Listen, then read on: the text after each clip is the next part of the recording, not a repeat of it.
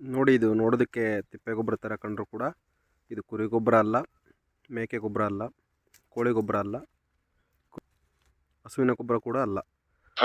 ಇದು ಕೆರೆಯಲ್ಲಿ ಒಂದು ಅಲಿಗೇಟರ್ ಅಂತ ವೀಡಿದೆ ಕಡೆಯಿಂದ ಉತ್ಪಾದನೆ ಮಾಡಿರ್ತಕ್ಕಂತಹ ಒಂದು ಗೊಬ್ಬರ ನೋಡ್ತಾ ಇರ್ಬೋದು ನೀವು ಇಲ್ಲಿ.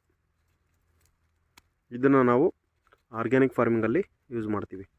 ಇದರಿಂದ ಏನಾಗುತ್ತೆ ಅಂತ ಹೇಳಿದ್ರೆ ನಮ್ಮ ಅಡಿಕೆ ಮರಗಳಿಗೆ ಬೇಕಾದಂತಹ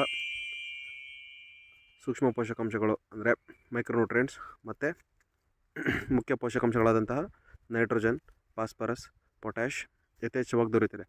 ಜೊತೆಗೆ ಇದು ಏನು ಮಾಡುತ್ತೆ ಅಂತ ಹೇಳಿದ್ರೆ ಸಾಯಿಲ್ ಸ್ಟ್ರಕ್ಚರ್ ಅಂತ ಹೇಳಿದ್ರೆ CN ರೇಷಿಯೋ ಅಂದರೆ ಕಾರ್ಬನ್ ಟು ನೈಟ್ರೋಜನ್ ರೇಷಿಯೋನ ಕಡಿಮೆ ಮಾಡೋದ್ರ ಜೊತೆಗೆ ಉತ್ಕೃಷ್ಟವಾದ ಒಂದು ಏನಂತ ಹೇಳ್ತೀವಿ ತಿಪ್ಪೆ ಗೊಬ್ಬರದ ರೀತಿ ಇದು ಕೆಲಸ ಮಾಡುತ್ತೆ.